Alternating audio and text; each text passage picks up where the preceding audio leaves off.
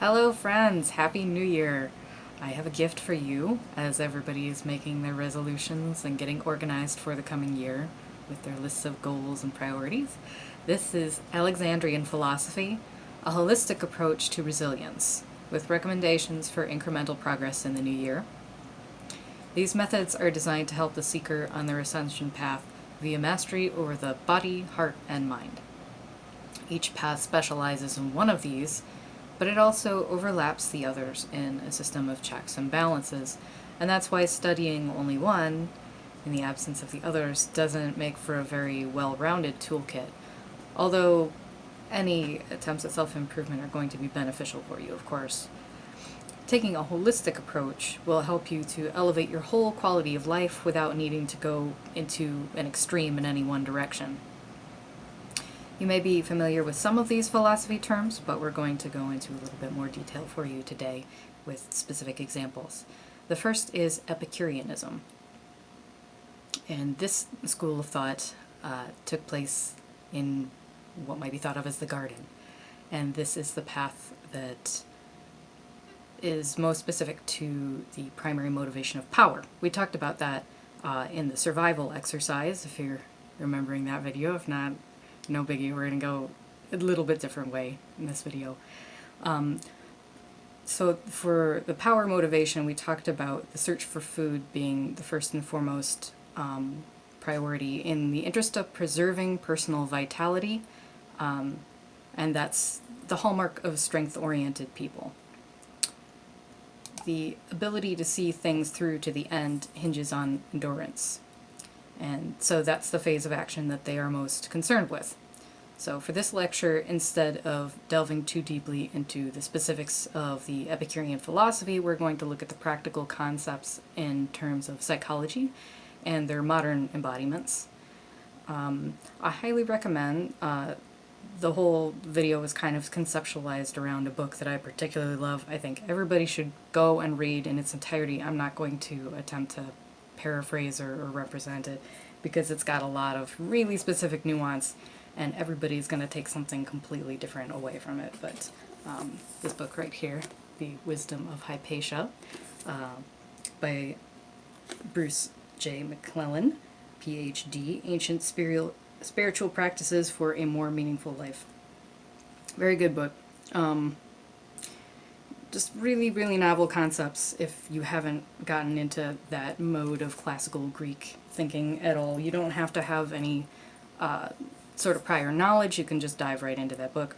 Definitely just go round by it and read it all the way through if you want to dip your toe into the water of philosophy. It's much better than trying to take a course in it, because I found that anybody who has gone to school for philosophy or taken courses in it, there's just so much stuff omitted that's a lot more on the practical end and less on the theoretical end. So if you want practical, this is the way that we're going, and that's the book I recommend. When we talk about self-improvement, what that really boils down to is developing a set of skills and disciplines to be able to meet your own needs and not be dependent on anybody else, right?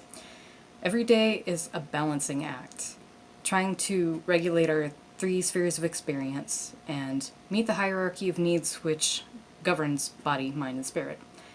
On the subject of growth, you will encounter terms like comfort zone, and most of the new agey jargon will advise you to avoid that like the plague, right? But to do so really neglects the meaning of that state. I really encourage you to think a little bit on what that means for yourself rather than just liking on all the nice spiritual memes. Simply fleeing from what you assume to be your comfort zone in search of ever more stimulating novelty is not going to lead you to any sort of long-term stability or capacity for resilience. Flinging yourself into situations sink or swim style, just to try to find something you're already outfitted to withstand, with only mild discomforts and some aptitude, and assuming that that's the place that you're supposed to be, is the opposite of self-control or improvement. What you want to do is make yourself incrementally stronger in areas that you find yourself lacking discipline or aptitude. And of course, because time and attention are limited, it's probably best to pick a few of these to work on at one time. If you find yourself in one of those moods, you know the ones, right? When you're cranky, unproductive, indignant, possibly throwing a tantrum, you're angry at the world and you don't really know why. What is really happening is that there's a need of yours that is unmet. And it's been buried under so much of the everyday grind of you just trying to do what you're supposed to do and make everything go along swimmingly. It's the type of busy work that we occupy ourselves with to be seen as valuable and productive these days, right? Look busy, the boss is watching. And it makes it so we can't identify the source of our discomfort. Through meditation and sitting with a feeling, possibly with the help of guidance or therapy if needed, that feeling can be identified and named. And therefore, the likelihood of resolving it and being able to attend to that need goes up massively. The inability to name feelings is a sure way to be tormented by them, and doing so is no easy task. Nobody can really tell you what you're going through. That's something that you have to find and label for yourself. So the purpose of each of these paths is to address need at its core.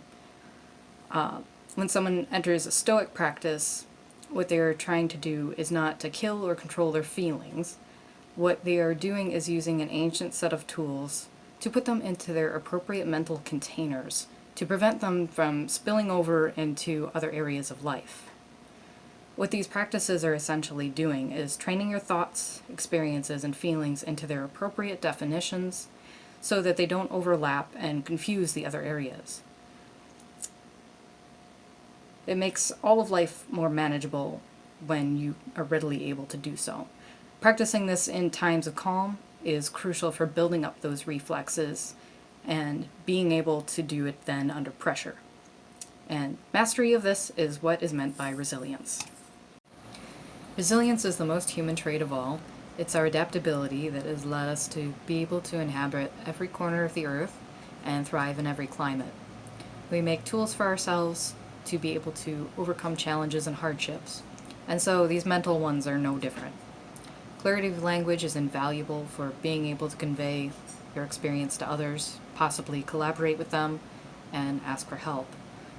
And so emotional literacy is a skill that might not have great visible markers of improvement, which something like weightlifting might offer automatically, but trust that investing time into it will pay for itself with great dividends over your whole life. Mental, spiritual, and emotional health are just as vital to our survival as physical wellness, and you don't have to take my word for it. You can refer to Maslow's hierarchy of needs.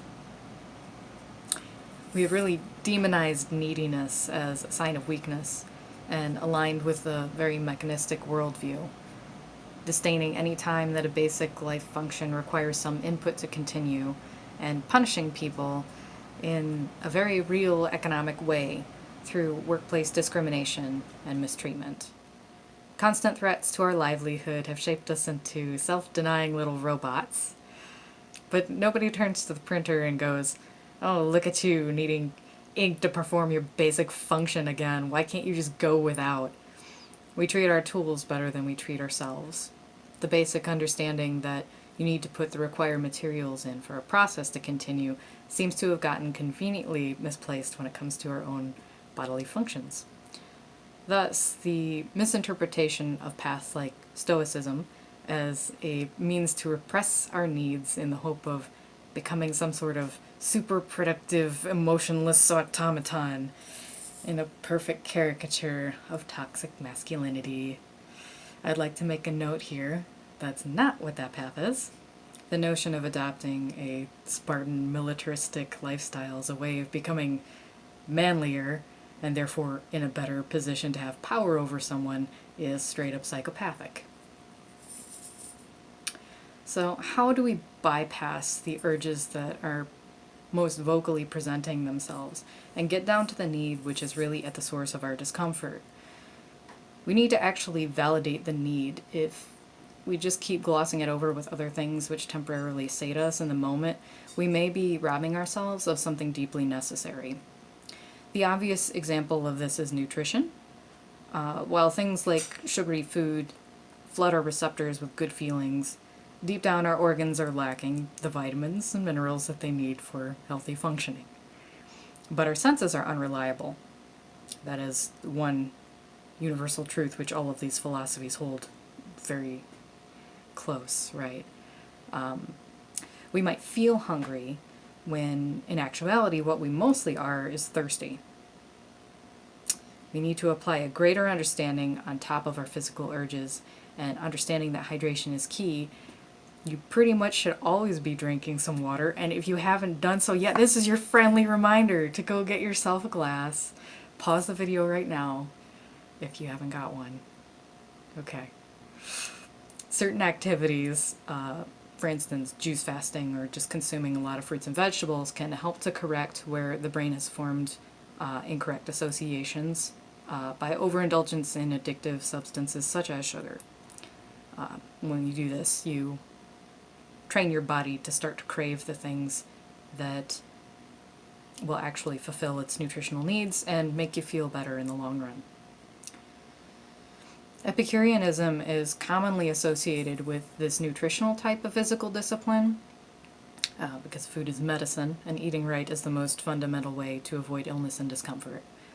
But Epicurus went in great detail about how to apply moderation with regards to food. Eating right itself is very open-ended. There's no one correct answer that's one size fits all, but there are some generally universal truths about it, such as needing to minimize sugar and processed foods. Listening carefully to your personal chemistry and learning what works for you is a lifelong learning process. But if you keep your health and longevity at the center of your concerns and don't worry about appearances or fads, that's what you really need to do to protect your comfort and well-being. Journaling can be really effective for keeping track of what you are eating and how it's making you feel. Rather than just counting calories, try to see if you can find the connections between what, when, and how much you are eating and what your energy and focus levels are as a result. You don't want to be held back from things that you really want to do in life because you lack the energy to do them or you're uncomfortable. So the Epicurean belief is that hedonism as a pursuit of pleasure is not the weird S&M overindulgence fest we associate with that definition now. It's actually more akin to minimizing pain is better than pursuing pleasure. Keeping an even keel and never sinking too low into the depths of suffering is considered to be the real paradise, and it takes constant vigilance just to stay in place. Some would argue that then, in essence, life is suffering, but this is just the cost of being a living sentient animal, the same as needing to pay the ink tithe to the printer in order to get your copy made, right? What would the alternative be? So I think the real takeaway of this philosophy is don't be so dramatic. To develop discipline in the physical realm, training in any of the areas highlighted in the video series about education, which I'll link to below, and I'll recap some of the visuals here, will make you more adaptable in this area. Power corresponds to the final stage of action and the ability to finish things. So deliverables, tangible products, and the final versions are the most valued. This can lead to a really frustrating stall out in the middle for people who are too power-oriented, and it can lead to difficulty even getting anything started. So if those are the parts that you are personally struggling with, try delving into the other paths to strengthen these phases. When you are mapping out your goals and strategies, try to keep in mind the parts of the process where you are having the most difficulty. Think, well, I want to write a book, but I have a hard time sitting down and getting started. So Stoicism might be the path you should start to study. Or maybe you want to run a marathon, but you have a hard time seeing things through to the end. So Epicureanism might be the path to give you the discipline that you need to get the job done. So next up is Stoicism, and the word comes from the stoa or porch, which is kind of a forgotten architectural feature. It used to be a main feature of urban row houses in Rome, where you would gather and discuss things. Sometimes you would have this split level situation where a family would have their business or the cottage industry or their livelihood on their base level, and then they would live upstairs. So when they go to start their day, they would go downstairs and open up shop. And it was this meeting place to share ideas and things like that. So this is the path of wisdom for the wisdom-oriented people. Back from the survival exercise, these are the people that look for water first, just to recap. It's not necessarily about morning routines, cold showers, though some of you might try those things and find them helpful. It's actually about the willingness to be bad at something. If your ego can withstand the initial steps of getting started on something new and not being immediately great at it, but progressing at it through repeated attempts, you will inevitably get better. Most people don't ever get good at anything because of their pride and unwillingness to suck. But sucking is the first step to being good at something. And it's also the most important because seeing yourself growing in leaps and bounds in one area can springboard you into taking confident steps in other areas. It will be really difficult to convince yourself that you can't do something or take yourself out at the knee when you have a mountain of successes to look back on. So don't be afraid to start something because it's a waste of time or it's not relevant or it's not what you really want to do. When we strive for mastery, what we are doing is shooting for what we think the goal is. Maybe say it's martial arts. You think that you start jiu-jitsu just so you can beat people up when you get into a street fight. But the farther along the path you go, the more you realize that you are gaining the power and wisdom to avoid these situations entirely. So your goal shifts, and you have to course correct. You are not who you were when you started, and you might accidentally discover what seemed like an inconsequential hobby at the onset has now become the key to coming into alignment with your authentic self. How we start things is very important. Setting realistic goals can make all the difference in the world between success and failure. So Stoicism might be thought of as the discipline of beginning. A lot of practices like meditating on the possible worst outcomes and strategizing for them before they happen, remove obstacles and resistances which commonly prevent people from getting started on something. Often with hobbies and self-improvement, it boils down to just start something. Start doing it. Set small goals of like 5 minutes or a half hour or one lesson, or what have you, just to build up some momentum and let your innate curiosity carry you into it.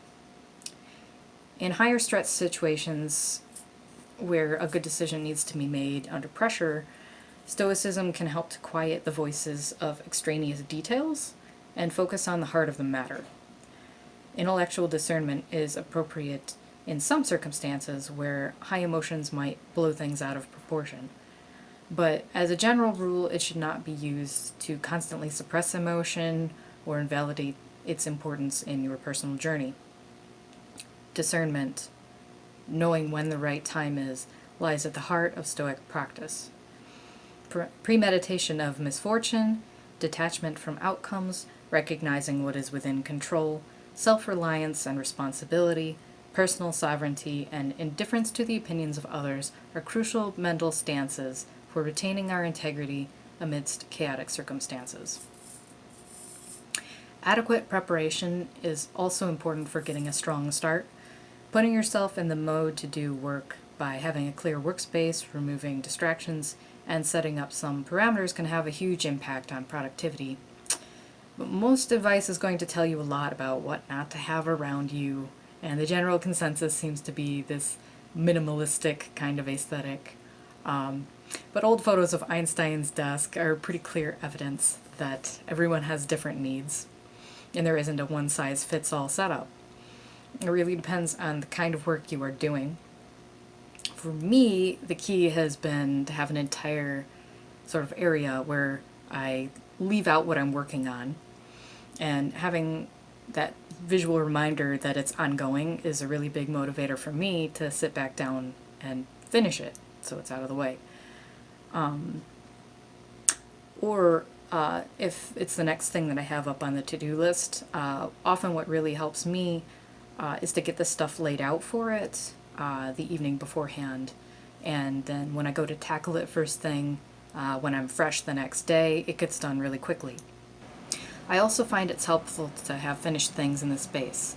If it's painting, have art up either that you have done to demonstrate for yourself, see, we've done this before, or a piece that you admire that puts you in the mood to do your work. Don't strip your space bare, just fill it with cues to remind yourself of what you are supposed to be doing there, and remove anything that isn't immediately relevant to what you're doing.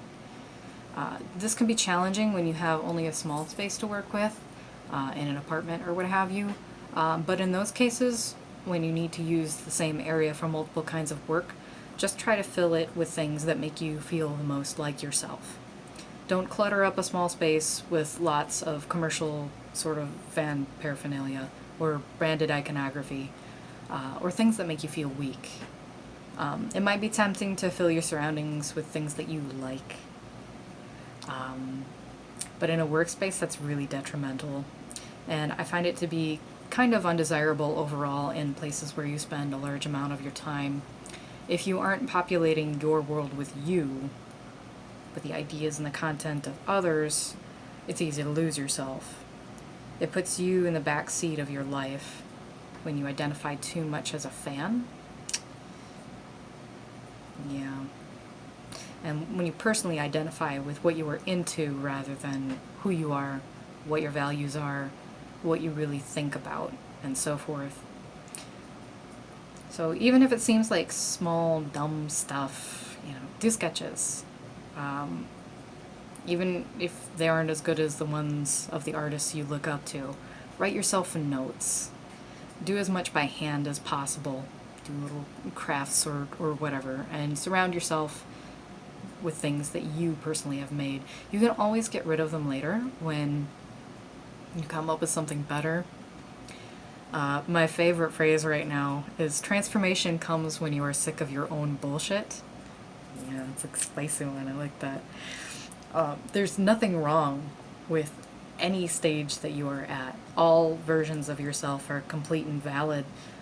The previous version of you worked really hard so that you could be in this position now, but there's something that's just really cool about the level of self-determination we can enjoy when we just go like, yeah, just gonna do something else. This isn't really doing it for me anymore.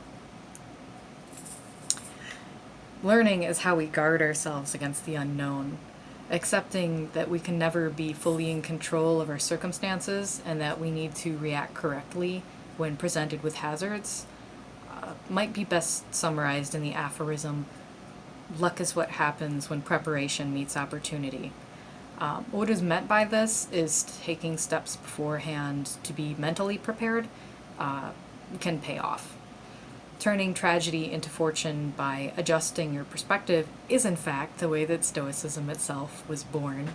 Fun facts: Zeno of Cyprus was shipwrecked, and that accident would wind up turning his entire life onto a new course. Having his material stability taken from him forcefully, and now with time on his hands and no sense of direction, he followed his curiosity into a bookstore and discovered the philosophical works of Socrates. So maybe you are finding yourself in a similar situation right now watching this. Ooh, spooky. His intellectual passion was sparked, and he would go on to dedicate his life to it, later joking that I made a prosperous voyage when I was suffered a shipwreck. That's not to advocate for toxic optimism or trying to forcibly look on the bright side at all. It isn't necessarily perceivable as a blessing at that stage, and you can just as easily lose the serendipity by forcing the situation. So, what life is really asking of you when it gives you lemons is, do you have the good sense to let them be as they are and not take it personally? Being detached from a set outcome can open your eyes to other potential resolutions that might even be better for you. Meditate on your personal values and try to question every conclusion in which your valuation of something is based on conclusions that were presented to you by other people. Right? Are diamonds really worth what they are because you are personally interested in owning them and would gladly pay that much? Or was it just a strange marketing campaign that has cost the lives of countless innocent African people? Take a step back and look at things from a broad and impartial perspective. Once in a while, sometimes do this exercise. And you might be surprised to see things behind the scenes that you might not have noticed before. This isn't to say become disinterested or divested from your own life and experience, but just to try to do this as a thought experiment once in a while to enhance your perspective faculties. Just like how it's a good idea to get up and stretch or go for a walk after you've been stationary for a long period. By the way, friendly reminder, if you've been binge watching videos, you might want to press pause and go and do a lap right now. One thing that I've noticed a lot from wisdom signs in particular is that they get kind of hung up on the kill the ego mantra for self-improvement. But I think that really gets back to the thing about demonizing not just of need, but want. So even if we're able to accept that humans have physical needs, there's still a really strong, pervasive social stigma surrounding want, as if that's some sort of over-the-top luxury, right? If you've got your needs met, you shouldn't have anything else that you want, right? But what we want is what speaks to our values. It's what sets us apart as individuals and determines our character. Needs are pretty universal, but one of my very favorite Nietzsche quotes sums it up nicely. Before you can know what you want, you must first know that you want. So things that have moral worth or benefit humanity often fall under what the establishment would consider wants. So don't ever discount your yearnings or your impulses as somehow overstepping or asking too much, because, that's an awfully convenient conclusion for keeping us in our places, isn't it? Carefully disciplining wants can take time. It might start out as what seem like demanding little indulgences, but that's all part of the human game. A child tests boundaries in order to learn where they are. So at any age, we do that same thing. We reach a little higher with what we perceive as being unavailable to us. Oftentimes, the shame we feel about having desires, that feeling that we shouldn't want anything and we should just be content with what we have, it's artificially imposed by the opinions of others. It's not how we really feel, and we need to be a lot more honest with ourselves when we really want something and it would make us happy. And moreover, it's pure speculation on our part that the people in our external world even actually think that. So really we are lying to ourselves on behalf of them, and it's just a mess. A stark example of this is parental approval. We tell ourselves things like, oh, I shouldn't pursue this art career. My parents want me to do something with more financial stability, or they think art is a futile pursuit. While it's true, some parents are deeply flawed human beings who project their insecurities onto their kids. By and large, deep down, what they want is for their children to be happy. Sometimes that manifests really toxically by scorn and disapproval, because they are trying to protect their kids from a perceived scarcity, of which, if we're being honest, they don't really understand the true value of things all that well. So it causes a bit of a problem, but having a really candid conversation with them about it can be really disarming, and it can reveal a lot. If you give them the benefit of the doubt, assume that they are doing their best, and coming from a sincere place, you can head them off at the pass with a demonstration that you have thought your path through and weighed out the risks, and they will freak out. If you go, hey, I know this career choice seems a little bit risky in this economy, but it's what I'm really passionate about. I've put a lot of work in and will continue to do so, and I just wouldn't be able to give my whole spirit to anything else. I know what you really want from me is to be happy and secure, so I've done the research, and this is how I plan to go about that. And furthermore, I will already be off to a better start than most people because I'm choosing not to go to school and take on a bunch of debt for it.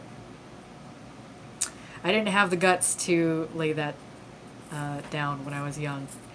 And I was not on as good of terms with my parents at that time, so I instead went and made a lot of terrible life choices, like pursuing higher education, being independent, trying to have a legitimate career, dabbling in hard drugs.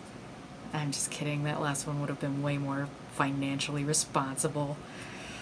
But if you, my friend, are at that stage and watching this, maybe it could save you some anguish. Because I did have that exact conversation the second time around when I had finally had enough of my career and decided to quit and do my side hustle full time.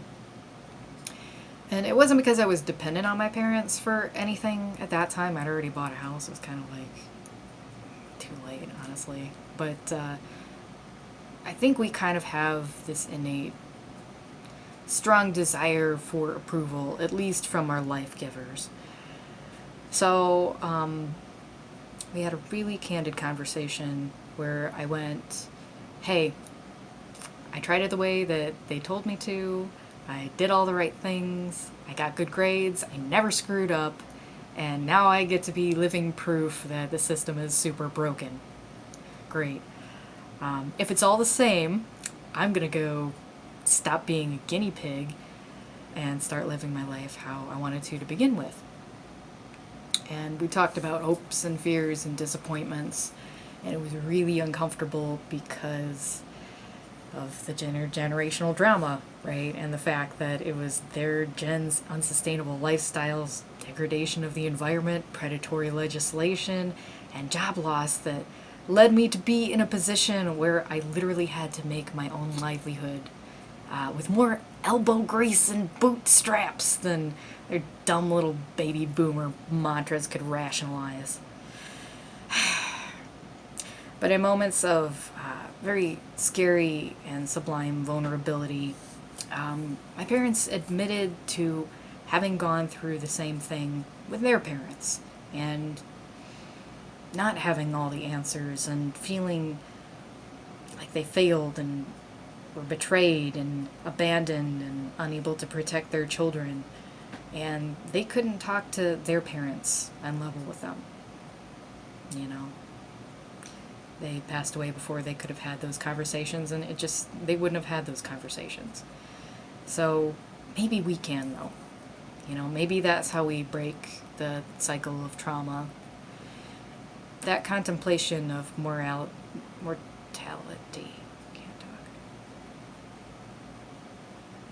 That contemplation of mortality is where Stoicism comes from. Not the CrossFit, not the dismissive quotes, or the protein shakes, but being afraid of the unknown and carrying on gracefully in spite of it. So that brings us to Neoplatonism in the agora, or the marketplace. This is the path of the primary motivation of love. there's a really big push in the meta right now that all psychological suffering has somehow at its heart a lack of self-love. I'm going to go out on a limb here with this unpopular opinion that that's a crock that has everybody scouring their childhood for instances of neglect and abuse. Well, it's true for some that it's a very real and present source of trauma. There's a couple problems with this. One being that humans are a lot more resilient than that, and people can recover from horrific atrocities and manage to understand the difference between the way that they were treated and their own sense of worth. And two, dwelling on it in this way is achieving the exact opposite of its supposed intention of empowerment. If it is genuinely something that you are struggling with, then by all means, there's some really great speakers on the subject that you can look up videos for. Brene Brown's one of my favorites, speaking on shame and vulnerability and being enough. And it might be a good idea to meditate on it for a bit.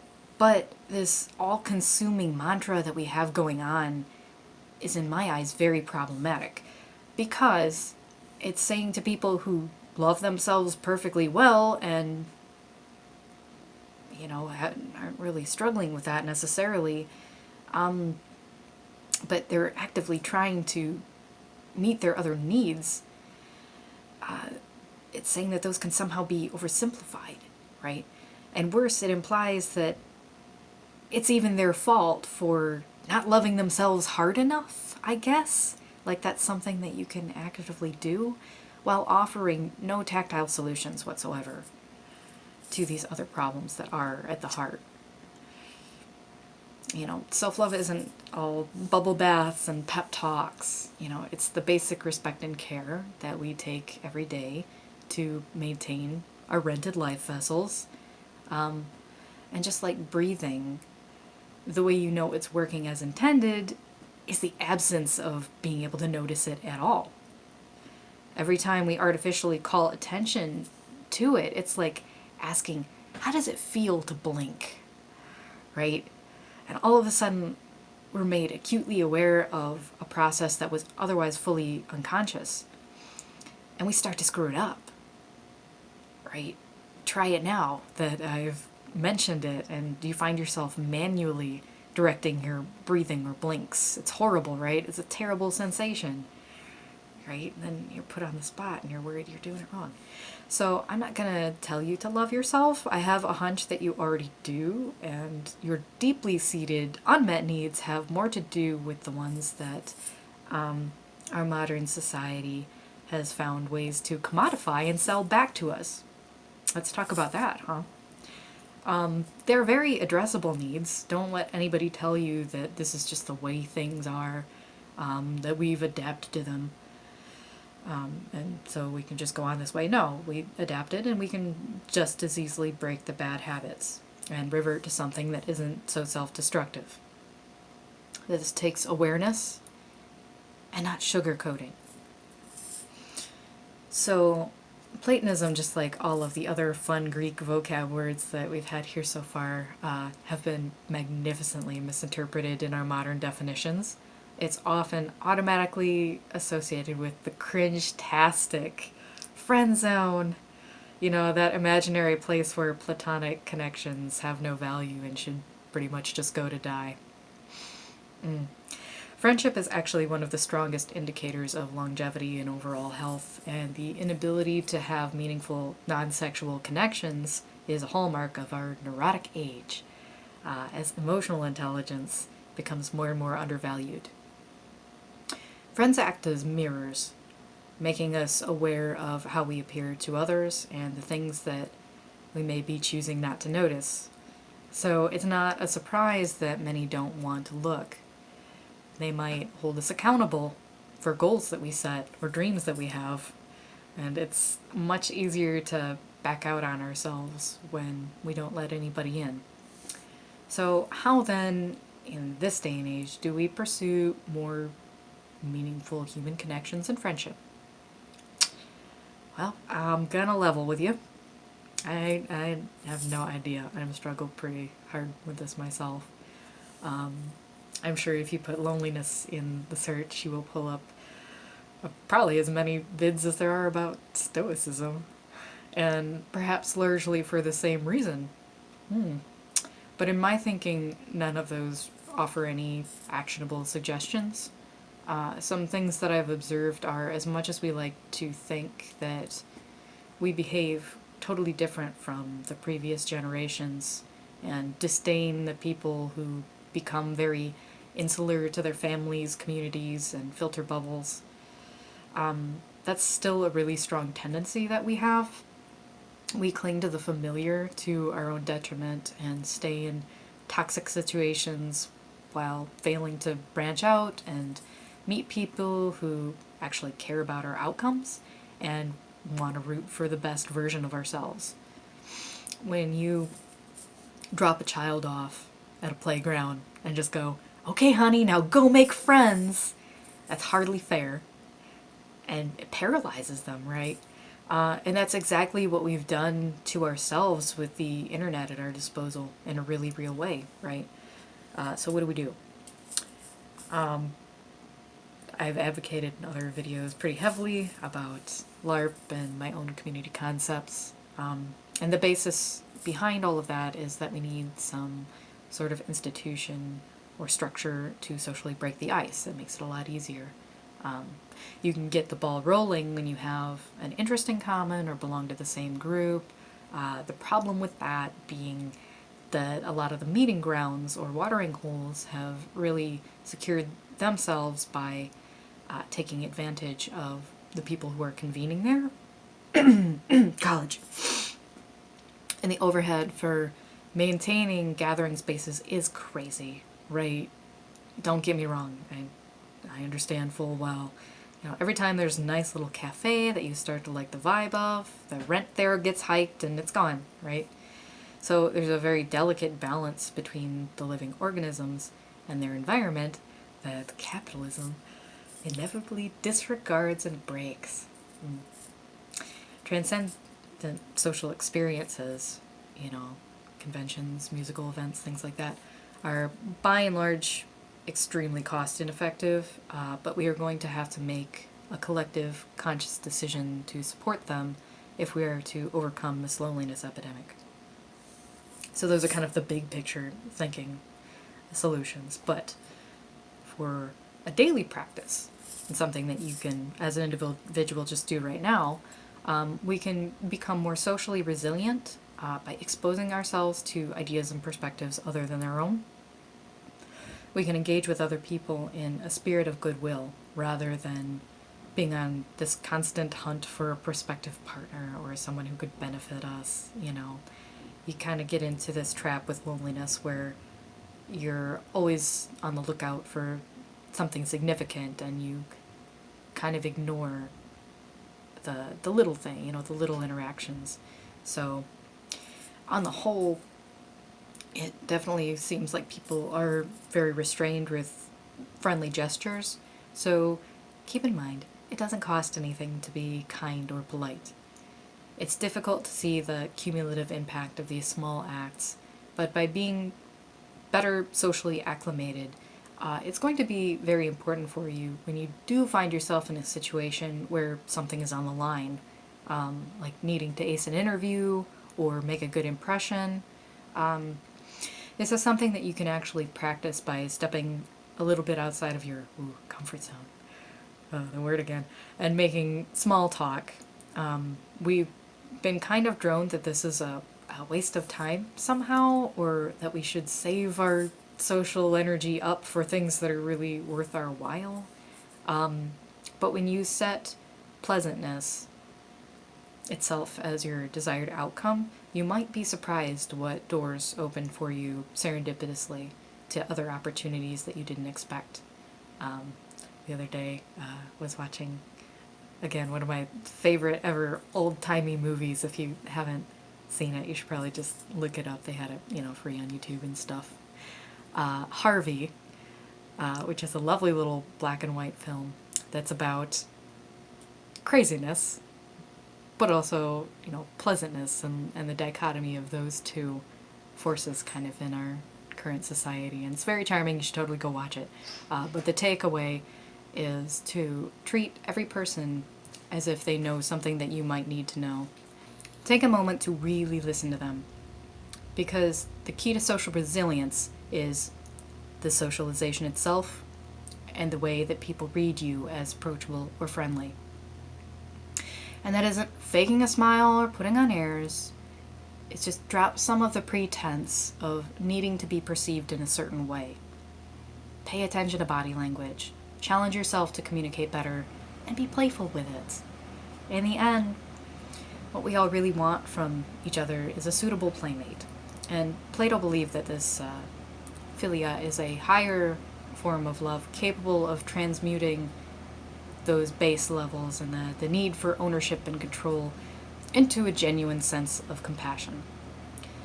Like Stoicism, the gains in this area are not physically noticeable, but you may find yourself saying, wow, I handled that well. And you'll be glad that you put some time into it. It's very easy to react badly, and the correlations between bad behavior and loss of opportunity are not really clear. Instead of noticing things like, I was particularly rude to that barista, maybe I made their day suckier than it needed to be, or those people in the park were talking about something I'm really interested in. Maybe I should have introduced myself. Oh well. It's a lot simpler to shrug those off and keep moving right along, but you never know then what could have been. So don't be stingy with goodwill. So I hope that some of these suggestions and exercises might be helpful for you as you're setting some lofty goals and beautiful resolutions in the coming year.